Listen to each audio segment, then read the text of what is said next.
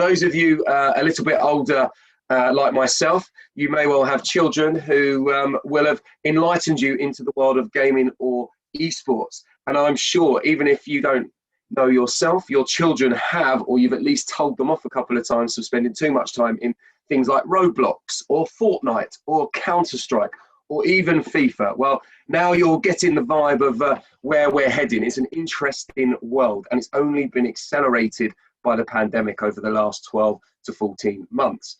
But you don't need me to go on for too much. Just to let you know that today's session, I'm sure you will find exceptionally revealing, will help you look at a metaverse in a completely different way. And don't worry, we realize that it's a new and exciting word that's being bandied about, because we in media love to do that with certain terms and certain words. But by the end of this session, you will be knowledgeable on the metaverse, I promise. And if not, our speaker will be able to provide some extra tuition and education afterwards. But to help us get through this session and to understand what the metaverse is and how you can use it as brands in your media and marketing campaigns, let me introduce our interviewee for the day. It is Eric Londra, who is the co-founder of Carter. Now, Eric has been immersed in the world of esports and gaming for many years. In fact, was the head of events for Fnatic, which is one of the biggest esports teams in the world, and has now set up Carter, which is all around creating experiences in the metaverse from an experiential and an events perspective. Hello, Eric. Hi, thank you so much for that introduction. It was lovely. Good, good. No, we like to be friendly, and we like to bring our experts on to a glowing reception. So thank you for being with us. I suppose, you know, the best place to probably start, and for those of you that didn't see, the Drum actually did an article on the metaverse, so you can see it starting to work its way more and more into media and marketing. You've got brands like Gucci, Burberry, Red Bull, Lavazza, Verizon, who are all doing bits and pieces in the metaverse. But before we go any further, I think the first question to ask you, Eric, is what is the metaverse? I think that is definitely a good place to start, right? Because it's a word that's being thrown around a lot, and it is kind of also discussed and debated. Forbes did an article where they asked like 30 different people to supply their versions. So obviously there's no definitive version, but this is mine. But yeah, or maybe I'll start with this one instead. Wikipedia describes it as sort of the sum total of all virtual worlds, which, you know, most of them are video games, but not all.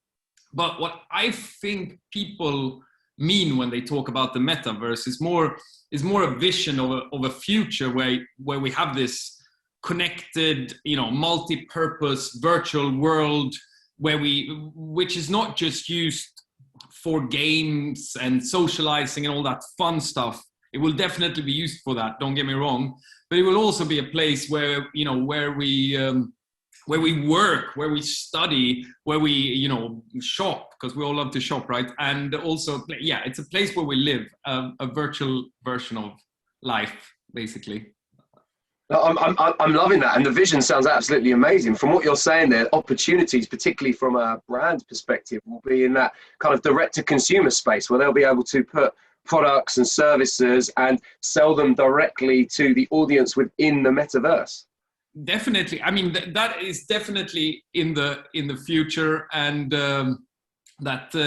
basically what's happening is a democratization of virtual worlds where every brand, every artist, every IP, are going to be able to express themselves through virtual worlds and make their own virtual worlds, but they will also be able to monetize, right? So they will be able to sell both virtual products, but also their physical products, just like, yeah, as you say, a direct-to-consumer experience, but inside of a virtual world. Wow. So my question on the back of that then, the metaverse is like a much better version of in-game experience, which I know a few of our audience have kind of worked with before, where they're kind of, you know, putting some sort of advertising within a gaming experience, but the metaverse takes it to another level, right? I mean, you could say that. I mean, the metaverse is being built, you know, it's not, you could say that it's already there, but I think it's more of as I said, a vision of the future. And And yeah, if you watched Ready Player One, it sort of tells the story of this, or you read some Neil Stevenson, where the actual word metaverse comes from the novel Snow Crash. Highly recommended. And it's it's a place where all these activities are happening, not just what's happening right now, which is gaming and socializing. And it's going to be it's going to change, how business is done and how we live. Yeah. Oh, wow. Amazing. So we've got this kind of where we are, what this future vision is. What can we do today in the metaverse? What can brands do today? And also, I suppose the other question I have for you is, why 2021? Why has the metaverse suddenly risen to the fore? And before I ask any more questions as well, just to let you know, audience, don't forget, as always, please post your questions in the chat function or the Q&A, and I will seamlessly attempt to put them into the conversation. Yeah, so what's sort of driving the change? The first thing that happened that I think is the change in why people game and why people spend time inside of virtual worlds, these video games, these multiplayer video games. And that is not just for, we used to play your Mario, that was like fun alone with maybe yourself or with a friend. But now these multiplayer games are a place of socialize. They're playing the same role in our lives as the pub or the football arena or the beach, a place to hang out, basically. That's the first thing that has changed in our behavior. The second thing is that these games, a couple of them that we're going to talk about, focus on, is that they're changing their model of business to a platform model. So just like how social media democratized media, where everybody could have a YouTube channel and post their content and post their photographs on Instagram and reach millions and millions of people. These games like Fortnite and Roblox have opened up themselves to be used by anyone to create any type of experience and any type of game, and that includes brands. And that is like the sort of what has changed in the last year, why this is happening now. There's also a bunch of, there's also the change in that they are opening up their economies eventually. This is already the case with Roblox, where, as we're going to talk about later, Gucci are already selling their products on the platform. The same thing will most likely, they have said so, happen with Fortnite eventually. You will be able to, make and sell things. And there are already startup, challenger, metaverse focused games and that have open economies where you can not just buy and sell skins and virtual fashion, but you can also buy and sell real estate and land. So yeah, it is super exciting. And but what you actually can do right now is what I mentioned earlier, is that these games are open for brands to use. You can already today create experiential marketing inside of these games, tell the stories of your brand, your products, your features, whatever you want to talk about. This can be brought to life inside these platforms, and those experiences that you create are relevant to hundreds of millions of people, which is because they are already on this platform. They already know the world of Fortnite. To them, it's as real as regular life. Wow. So the opportunities for the now are absolutely huge. And what I'd love to see, and I'm sure the audience would as well, is kind of some examples of what's been happening in that space. And I know you've mentioned, and we mentioned at the start, a few brands that have done something in this space, but it's great to see that. And then, to get your view on why you think it may have been good, what they could have done better, it'd be absolutely amazing if we could do that. 100%. So I'm going to show you a video of 4 examples. It has, so we got like 4 different brands, all kind of huge. We got Verizon and their Fortnite activation around Super Bowl. We got the Gucci example in Roblox, and also Red Bull used Counter-Strike and focused on a more sort of esports performance audience. And in the end, we're going to see some clips from the Lavazza map I was working on myself for an Italy-focused campaign around coffee and esports. So yeah, I'm going to share my screen and show you a little video. Let's do it. Cool. Does it work for everyone? I guess so. Yeah, looking good, looking good. Yeah, so this is, everything you see here is built by creators inside of the game. It's not built by Epic Games. This is all built by creators in the Carta network. And this Verizon activation visited by 40 million people. Wow. Yeah, this is the Gucci Roblox event. You can see you could be buying Gucci handbags and a bunch of different clothes inside of the game, which was obviously super popular. And they also created a really sort of pure Gucci experience. It was actually a recreation of their event they did in real life in Florence in Italy. Wow. So 40 million people were inside this experience. So they Gucci exposed themselves. Wow. Yeah, and also 40 million people visited the Verizon Super Bowl stadium, so it makes it the most visited Super Bowl of all time. And then, I mean, the Gucci event has already had 17 million players as well. So also huge numbers of people that have come into this experience. Now we're switching to another game, a bit more violent. It's Counter-Strike, but it's an amazing game, my favorite game, and it's what Red Bull did.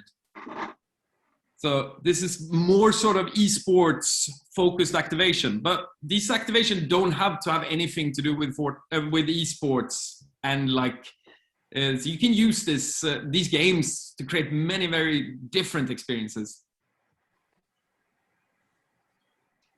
Oh wow! I mean, I suppose that the question here, Eric, on some of this is, it looks fantastic. And, you know, people automatically think, well, you know, that game's okay or that game's okay. They see a gun and brands might get a bit edgy and worry about, you know, what's the demographic of the metaverse. But it'll be great to understand. You know, we had a talk with TikTok, for example, 3 weeks ago, one of our Festival Friday sessions. And what was interesting was actually it was the over 50s that's becoming the biggest growing user market on TikTok. So, you know, there was this perception that it was just very young people.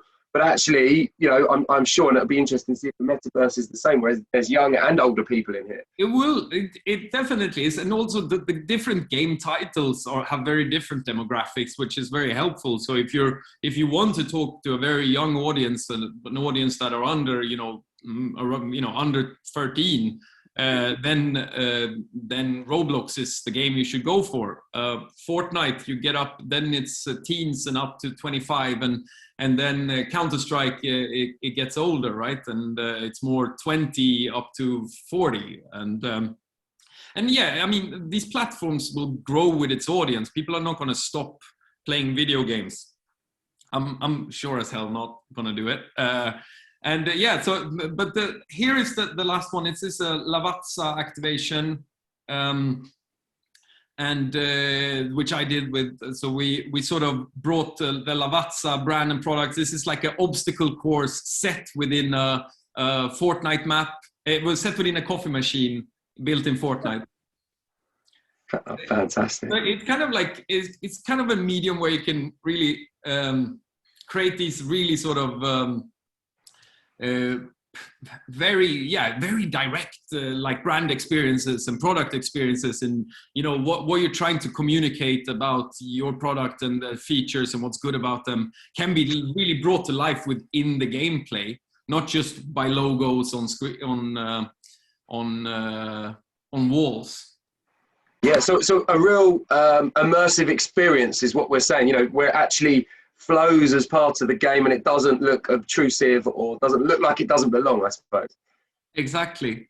And yeah, this is like a last part I want to show you. This is like another fun thing about this, the opportunities that we can create when you want to reach gamers, what brands have been doing so far is using your esports teams and your YouTubers and Twitch streamers, right? And connecting with them and really connecting with the audience is what you're trying to do. And brands can, through this medium, create very personal experiences for these people that becomes great content. So here's an example from the Lavazza campaign we did, where we put a note on the fridge from the streamer's girlfriend. So he's like the main talent of this campaign. And he goes into the map and he finds a note on the fridge, and it's from his girlfriend telling him, you know, that he should work a little bit less. And that becomes a very touching moment that, you know, Lavazza made happen. And that it's an exciting part of like this medium is, I think. So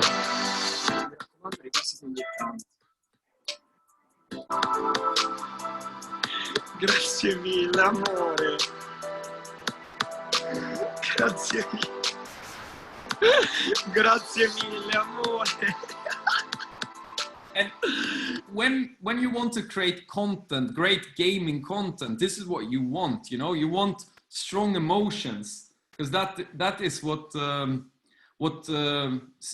streamers and YouTubers, that's what they do. They react to gameplay. So this gives us a direct access to almost give them a script, these talent, on what we want them to talk about. Do we want them to laugh? Do we want them to be frustrated? Do we want them to be awestruck, or do we want them to get emotional? They can still be themselves. They don't need to be actors. So it's a really cool sort of sub thing of like how this can be used to make great content, basically. Yeah, I mean that bit there was absolutely incredible, because we, as an industry, we know all about kind of personalized marketing and personalized moments, but actually creating an authentic, emotional part to a game is, I mean, it looked like it was running smooth. I mean, that was all, none of that was staged, was it? That's all kind of natural. He had no idea that this was, and also because no one has, I have never had a personal experience inside of a video game. No one has ever done that for me, and very few people on the planet has. He's one of the few, right, that has been playing a video game and all of a sudden something is very personal to you, and because it's all, video game is as a medium is something that connects to a mass audience, so it becomes really strong, and it's a way to really bring the brand closer to the talent, as well as creating experiences for these people. Yeah, I mean, that's the thing I was going to say, because obviously one thing the pandemic has done is force more and more of the marketing and media to go through digital channels. But actually, you know, what we've all been searching for is a piece which allows us to be much more personalized. And that you know, you can't get much more personalized than that, than the girlfriend leaving you a note on the fridge. You know, much better than the story I read this week of a boy who left a note on the underside of the toilets after he'd realized the girl that he'd been with had a boyfriend already in the house. but my point is recreating those, you know, those personal moments and really kind of drawing on the intent and the personalization, which is what we talk about a lot in the industry. So that's absolutely fantastic. I really like that. We actually have a question from the audience, which is one that I wanted to ask at some point anyway, but, you know, Joachim here has asked us, you know, we might not know the exact figures, but, you know, how much money approximately would a company need to invest, say, for a game or a level in Roblox? And is it possible to narrow it down to a geographical region? So, you know, i.e. the Nordics. Good point. Yeah, I mean, it's all like, it is much cheaper than what it would cost to make your own branded video game. Let's put it that way. And obviously it's the scope of things. It's a bit awkward to be throwing around figures here on this. I prefer not to. But it's not going to be eye-watering sums that, you know, is shocking to a good brand. And as I said, it's a democratization of virtual worlds. This will be your localized brands as well. And as the Lavazza campaign was localized to Italy, the map, on the other hand, could be accessed by anyone on the planet that has Fortnite installed. But you can localize it through the channels you choose to communicate your experience through, right? So if you're working with an esports team that has a huge following in France, as a way to amplify the campaign, as to use as talent, then you're going to have a lot of French people going in to play that experience. But you can't limit people from accessing your experience, if that makes sense. Yes, and well, then I suppose on that case, they're coming in because they want to experience the game or the experience of the playing within there. So I suppose actually they've already come in with some kind of intent, and as long as you've kept it within the game structure and it doesn't interfere with how you play, then actually it's good to have those engaged people, right? Yeah, of course. I mean, it doesn't hurt, but I think we're all struggling with the sort of disconnect between like the localized marketing budgets and the global nature of gaming, right? It's something I came across a lot working at Fnatic, where a brand would come and they would be super excited about the fact that Fnatic has a fan in almost every country on earth, but also it's a nightmare internally because the French team and the German team and the American team and the India team all need to sort of align, and who's paying what part of the big global sponsorship, etc. Right? So it's always a bit of a challenge, but it's a challenge that can be overcome with some strategies, if that makes sense.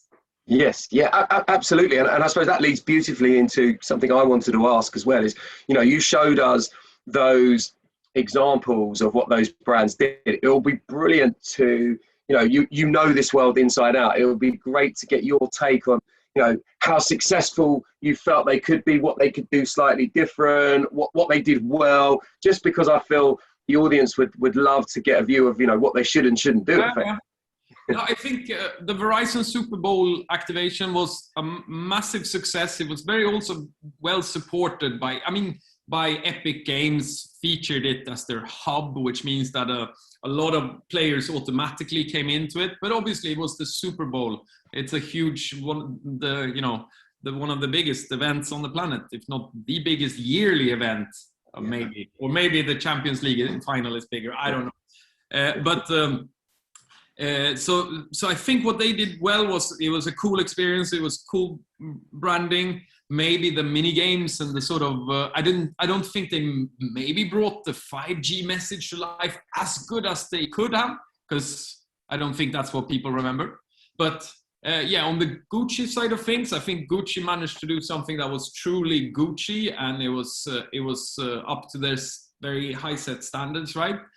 I don't think the mistake I think they do, and I put myself out on the mirror and say that it was a mistake. They kind of ignored what Roblox is about. So Roblox as a game is a platform for very young people. You know how young children play. They play for fun. It's not about like a winning or like a goal always. It's a lot of times it's just about socializing, hanging out, and that's the most popular games on the Roblox platform are all like role-playing games where you pretend you go to high school, or where you pretend that you just are a normal person that builds a house. These very sort of, and the Roblox game wasn't the game at all. It was an experience. Oh, sorry, the Gucci game in Roblox. It was an experience. It lacked any gamification, and that resulted in them getting, a lot of downvotes and a lot of people not being happy with it. But I think in the end, it's still going to be considered a massive success, because they will have had 20, 30, 40 million people visiting their game at the end, and they also probably sold quite a bit of these virtual goods as well. So an overall success, I would say. And then we have Red Bull. Red Bull kind of did a cool thing that they tried to come up with their new game mode inside of Counter-Strike, which was quite a daring strategy, and but it got a lot of attention, and it was successable. On the Lavazza Fnatic project, I think the thing I really took away from that was the personalization. We did that with more stuff than just the clip you saw, where we put these jokes that the streamers and the community knows that they don't expect, like obscure Italian references and stuff like that. They loved, and that was like super powerful. What would I have done differently? Yeah, not. I think as a learning, not something specific. Just would have done it better. I think better execution. You know how it is. There's always details to work on. But yeah, it was really cool, and learned so much on like what the possibilities are with this new medium, this new tool for us to use. You know, as marketeers. Yeah, absolutely. And you were heavily involved in the Lavazza one. What, you know, from their perspective as a brand, what was their kind of objective at the start, and you know, how was that met at the end with their move into the metaverse? They wanted to do something disruptive. They wanted to do something that was like, you know, stood out. And we definitely managed to do that. And they were over the moon just seeing. I think it was also a little bit like, it's so new that just seeing your products and your brands and like coming to life inside of a big video game like Fortnite is obviously super exciting for a lot of brands. And yeah, they were extremely happy about it, obviously. And it was really cool.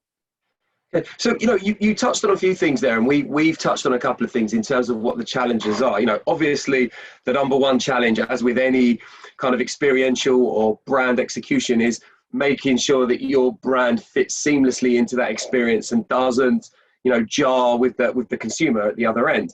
That challenge aside, what are the other key challenges that brands need to be aware of if they're looking of doing things in the metaverse? I think the key things, I think they need to figure out what they want to achieve, and also like that they like the culture. Is it a culture we want to connect our brands to? Because I think that is, you know, in the sort of Gucci example, I think you should want to connect. And if you're getting involved in any culture and subculture as a brand, you should have a genuine interest in it, right?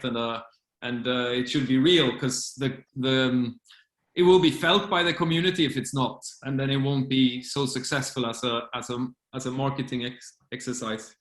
And then figure out what game you want to do and what type of audience are you after. You know, like is your brand a high performance type? You know, you want to connect with the best of the best, or is it more about fun, jovial, or you want to be serious? Like, try to figure out what you want to stand for in this world. Usually you kind of know that before from other worlds that you inhabit. But and then the big challenge, which is also like the fun challenge, which, you know, it's such a weird one, because we're so used to having, you know, when we create branded, like true brand experiences, it's very rare that brands get to do that. It's when they build their retail shops, or they build their, you know, offices, their HQs, or they host their events, right? That's when they get to like own the world around the consumer that they're trying to reach without any distractions, sort of. But those choices are usually kind of dictated by you know, the laws of physics and budgets. And all of a sudden, those sort of, because it doesn't cost that much more it doesn't cost more to build a spaceship or a sort of jungle than it costs to build a realistic city.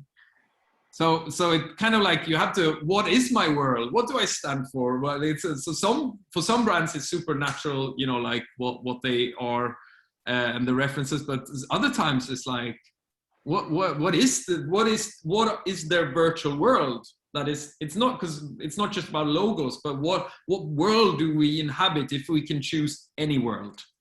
Yes, yeah, absolutely. And then that, I'm from my perspective, I'm presuming that helps from a metrics and a measurement point, and that leads us beautifully into a question from JP Lee. And don't worry, you're never boring asking about measurement. That is absolutely fine.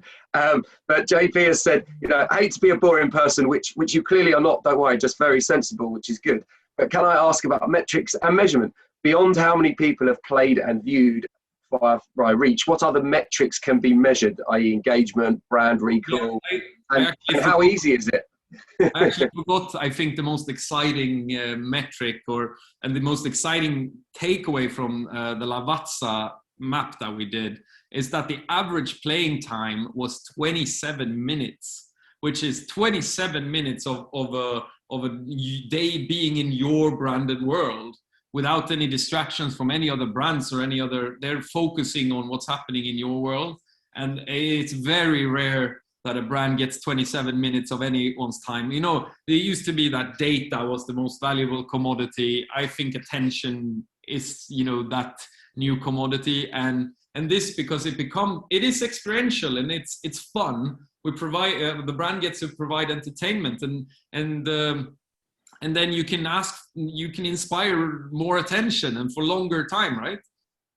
Yeah, I mean, from a media and multi perspective, 27 minutes is unbelievable. I mean, there's a lot of campaigns where they're happy with 27 seconds. So to be able to immerse your potential consumers in something for 27 minutes is unbelievable. Yeah, it's crazy. Like, that is where I'm me, because my background is, you know, I'm a marketeer, I like communication, but my preferred medium is events, right, and experiential marketing, and that's where I sort of realized, because the challenge as an event marketer, if there's anyone on this call, you all know this, is that like the people from the sort of the focusing on marketing things through video or ads online, they're going to be like, why are you spending all this money to reach, you know, 10,000 people on an expo that comes into your expo booth, or 500 people that came to your party, or, you know, something like that.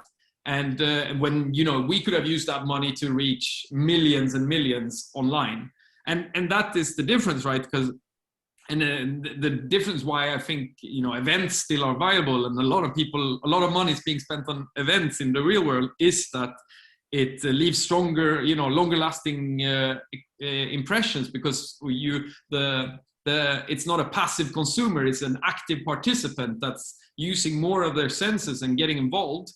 And all of a sudden, what we can now do with a metaverse is experiential marketing with scale.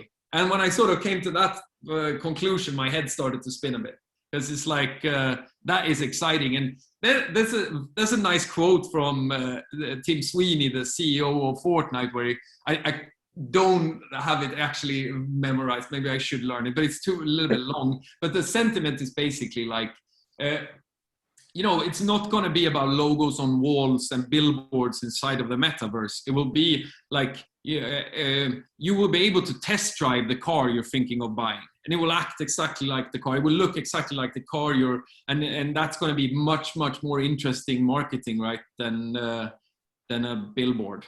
Yeah, I think that's what's really exciting. The fact that you can do stuff now, and you could be Verizon, who reach 40 million people. You can be Lavazza, who have consumers engaging for 27 minutes on average, which is phenomenal.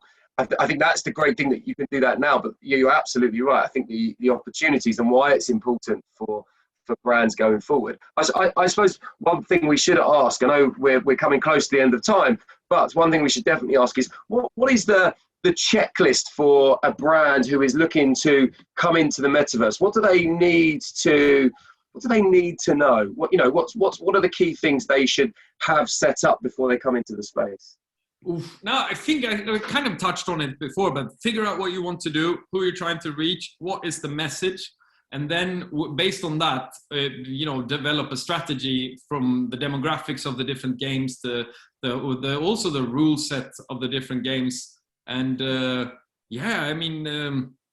If you're trying to talk to gamers, which there's a lot of gamers on this planet, it's like 2.4 billion people, then this is a way that you get to be you inside of these worlds. You don't have to go through an esports team or a big YouTuber. You get to actually create something that is truly you as a brand and tell a story. But the checklist, I think know what you want to achieve, and then everything else can be figured out.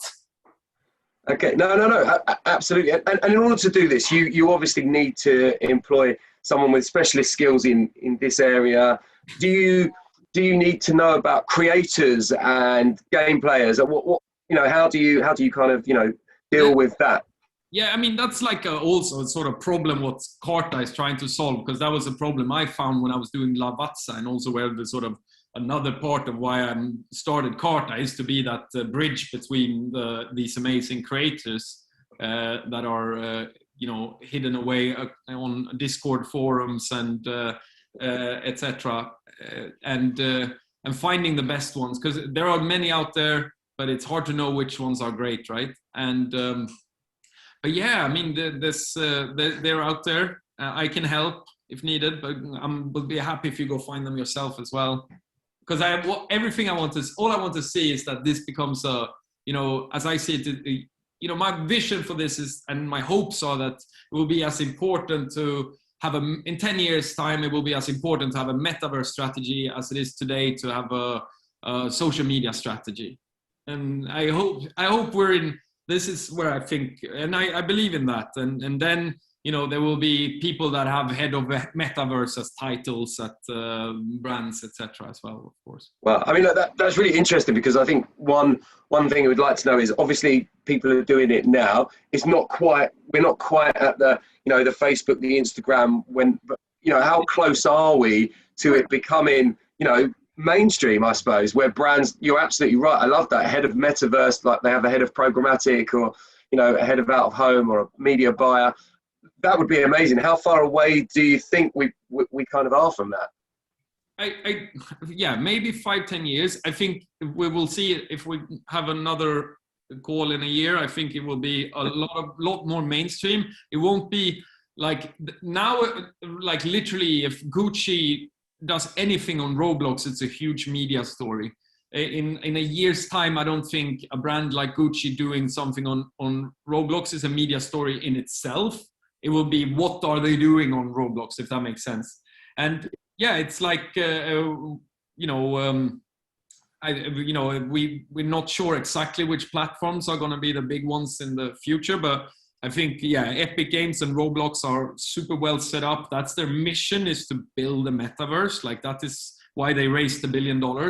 And I think that is why Apple is scared. I think, Epic Games could become a very, very, very, very big company. They're already a huge company, but they can become ginormous. But yeah, I think it's going to become more and more mainstream, because this is a tool that brands can use to create so much. Like, it's not, there's so many ways to use this tool, just like Facebook and YouTube and Twitch and TikTok can be used to communicate all kinds of messages in all kinds of tones. You will be able to be serious, you will be able to be jovial, funny, you will be able to communicate any message through using these tools, and eventually it will be somewhere you inhabit. It will be a channel for brands, so not just a place to, like Gucci did and Verizon, where they sort of did the thing and left, right?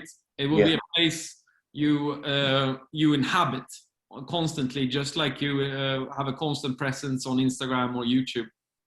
Wow. I mean, I think one kind of final question for us to make sure we fit into the time zone is, what would you say if you're, global media directors who are tuned into this, other brand people who are tuned into this, they need to go back, they need to, persuade their teams to kind of believe in the metaverse, and potentially their CMOs or their MDs.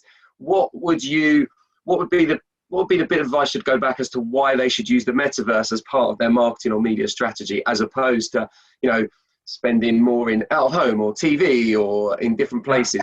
What could be that killer argument for them? No, it is a place that's already exciting, that can help you reach millions and millions of people. It's also a place that's going to get better and better and better. So building a presence now is going to be beneficial for you. Just like, if you were early on TikTok doing great content, you're probably well set up as a brand now. And I think it is happening, and it's there, and the people are there. The audience is there. We're not trying to break a new platform. The audience are already there. What's lacking is your message, right? So, I guess does that do it? I'm not sure.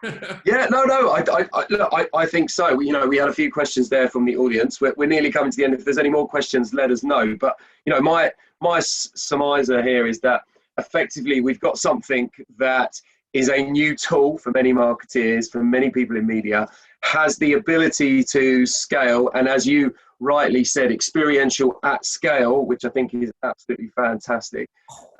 I know, you know, someone else has written on here, you know, billions is being invested at this time into the metaverse, which is fantastic, because that will, you know, give brands more confidence in immersing themselves in it. And I think, you know, that personalization piece is absolutely key and critical in these times, with so much noise out there. Something that takes, you know, doesn't take someone away from what they enjoy, but at the same time gives them a subconscious message, and, you know, they see something and they immerse themselves in that brand. I mean, that's absolutely fantastic. And you know, and I think going forward, that excitement of being able to, you know, have D2C in there and sell your products. You know, Gucci's already there, right? Selling products in the metaverse.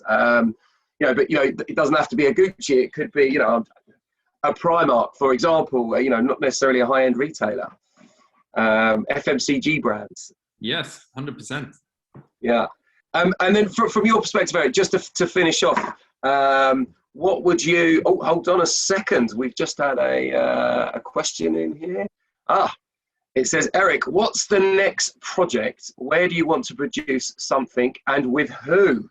What, like dream project? Or? Yeah. I think what the dream is a brand that commits, right? A brand that says, this is a place we want to live in. We want to have a constant presence, because no one has done that before.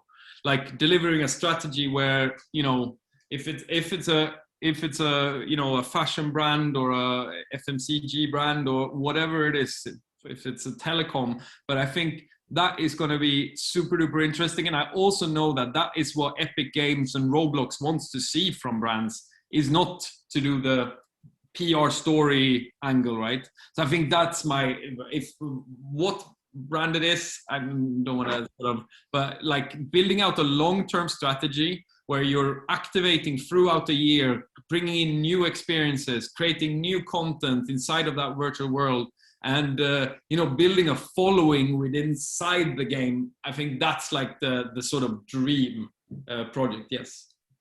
No, it sounds absolutely great. And actually, the person who asked that question as well, Seth, has also talked about Mercedes and what they're doing with esports, and the fact that, yes, it's a premium car brand, and it's at the moment giving experiences for young people, but actually it's playing the long game, trying to build that brand loyalty, trying to get them, you know, similarly to what banks do and finances do. So I think it's a really exciting place. And I hope for everyone, you had some great insight here, and there's some great learnings. This is being recorded, so we'll have it up on our YouTube channel. You can also talk directly to Eric. He doesn't mind. I think his email is eric@carter.game. Yeah. eric@carter.game. You can even go to the website, carter.game. And Carl, thank you very much for that. Carl has said, excellent insights. Many thanks for sharing. Let's get to work. Build more and more, and they will keep arriving. And that is a beautiful place to end, I feel, ladies and gentlemen. Eric, you've been fantastic. I mean, I've learned loads over the last 3 weeks talking to you about this, and even more today. And I hope that you've enjoyed this. Your insight was absolutely fantastic. So let's give a virtual round of applause to Eric.